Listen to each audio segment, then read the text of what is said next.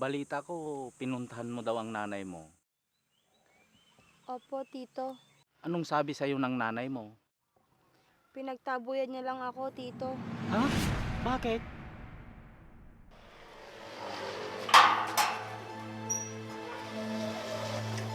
Mag-ingat ka, mahal, ha? Oo, mahal. Mag-iingat din kayo ng mga bata habang wala ko dito. Yun palang asawa ni nanay. Ikaw din, mag-iingat. Sino tinatanaw mo? Wala yun, mahal. May dumaan lang. Kala ko kung sino. O sige, mahal. Alis na ako. Sige, mahal.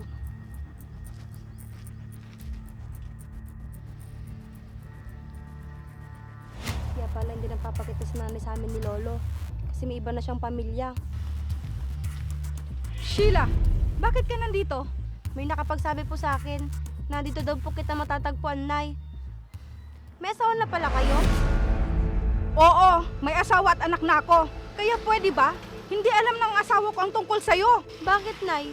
Ikinahihiya mo ba ako? Hindi sa ganon. Ayoko lang mag-away kami ng asawa ko.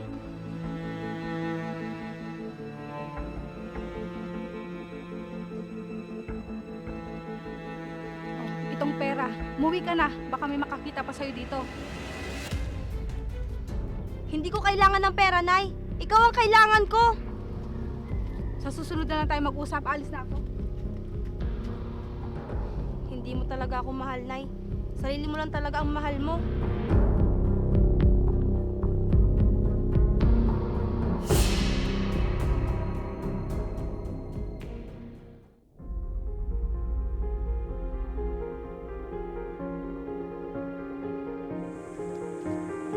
O sila, bakit malungkot ka? Nakita ko si Nanay, Lolo. Ha? Saan siya ngayon? Andun po sa kabilang bayan. May asawa na pala siya. Ang nanay mo talaga? Di ka man lang naisip na balikan ka dito? Hindi niya ako mahal, Lolo. Po,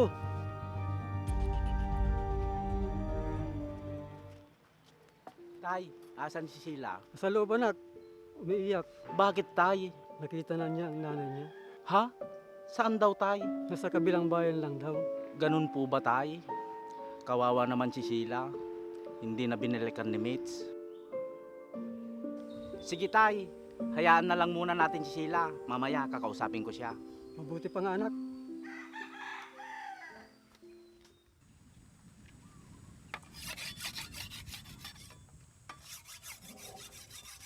Tito, O Sheila, kumain ka ba ng tanghalian kanina? hindi pa po, Tito. Balita ko, pinuntahan mo daw ang nanay mo. Opo, Tito. Anong sabi sa'yo ng nanay mo? Pinagtabuyan niya lang ako, Tito. Ha? Bakit? Baka daw po may makakita sa akin doon. Magalit daw ang asawa niya. Hindi na maganda yung ginagawa niya sa'yo. Hindi ka na nga niya inuwian noon. Tapos, ikinahihiya ka pa niya bilang anak. Kaya nga po, Tito. Binibigyan niya po ako ng pera. Hindi ko kailangan ng pera niya. Siya ang kailangan ko. Wala talagang puso ang nanay mo. Sariling kaligayahan niya lang ang iniisip niya. Huwag lang siyang magkamali na hihingi ng tulong sa atin. Kaya pasakay po. Nay?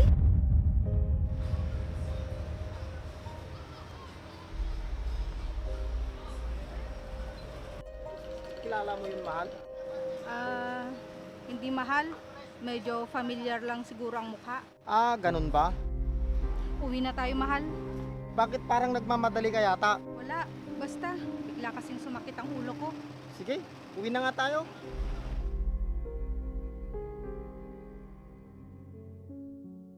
Mabuti pa ang ibang mga bata.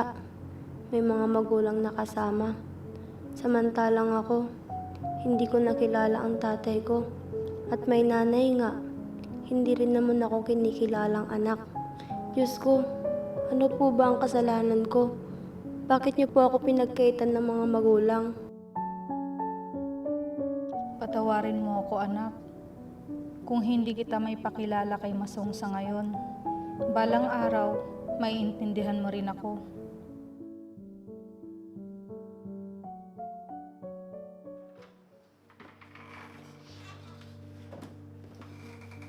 Init sa labas.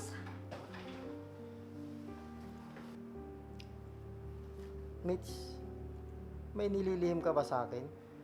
Ha? Wala. Bakit mo naman natanong yan? Yung totoo. Wala nga, Masong.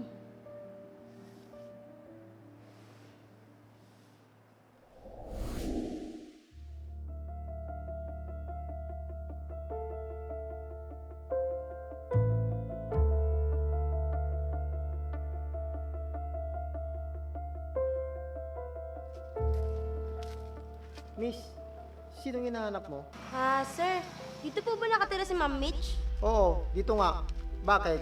Huwag po sana kayong magagalit. Ako po kasi yung anak niya. Wala naman siyang nababanggit sa akin. Ganun po ba? Oo, wala nga. Ito po ang ID ko. At apelido po niya ang dala-dala ko.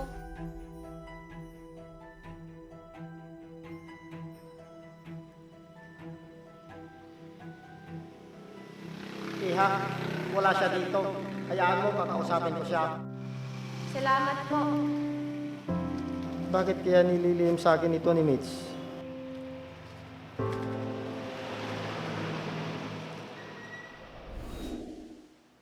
Mahal, sorry. Akala ko kasi magagalit ka sa akin. Inisip ko kasing ilihim yon. Baka kasi iwan mo ko pag nalaman mo ang tungkol sa nakaraan ko. Wala ka bang tiwala sa akin? Akala ko mahal mo ko. Oo, mahal na mahal. Kaya nga hindi ko sinabi ang tungkol kay Sheila. Anak mo yun. Bakit mo siya ikinakahiya? Sa kanya ka humingi ng tawad, hindi sa akin. Hindi ka nagagalit sa akin? Bakit ako magagalit? Ang anak, hindi kinakahiya. Kasi naranasan ko din yan. Kaya ako nagagalit. Dahil pinagkait mong maging isang ina sa sarili mong anak. Hindi ko naisip na ipagtapat sa iyo noon, mahal.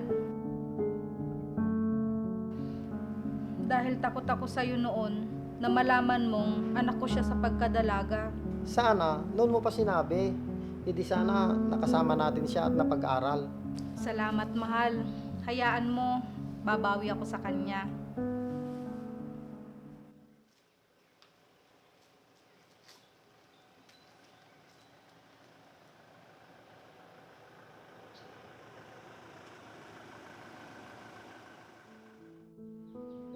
Sheila, may paparating. Sino kaya yan? Ewan ko po, Tito.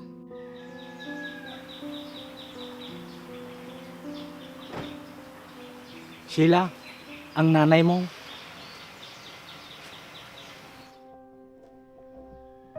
Sheila, Kuya Berto, Napadalaw ka, Mitch. Akala ko nakalimutan mo na kami. Lalo na ang anak mo.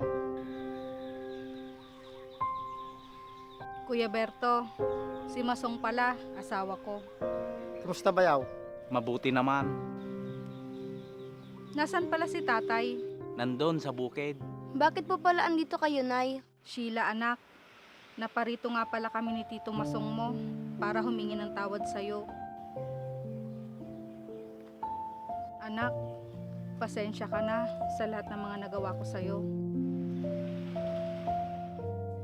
Hindi ko man lang naipadama sa'yo ang pagiging magulang ko. Bagkus, kinahiya pa kita. Patawarin mo ako, anak. Nay, wala na po sa akin yun. Mahal po kita. Hindi ko po sasayangin yung pagkakataon na ito. Anak niyo lang po ako.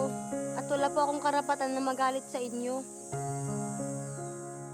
Anak, maraming salamat. Mga anak, Nandito na pala si tatay. Tay, mano po? kaawaan ka ng Diyos. Si Masong nga po pala, asawa ko po. Ay, mano po. Kaawaan ka ng Diyos. May magandang balita ako sa inyo. Ano yun, Nay? Sa susunod na taon, anak, doon ka na mag-aaral sa amin.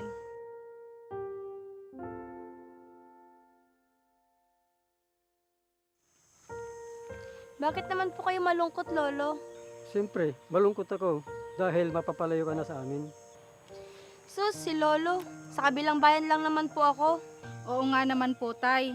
At lagi naman po kaming dadalaw dito. Ganun ba? Sige, kung iyan ang kabubuti ng apo ko. Opo, Tay. At sa bakasyon ng mga bata, ipapasyal namin kayo. Sasama ko dyan, bayaw ah. Oo naman, lahat tayo. Ayos. Maraming salamat, Nay, Tito.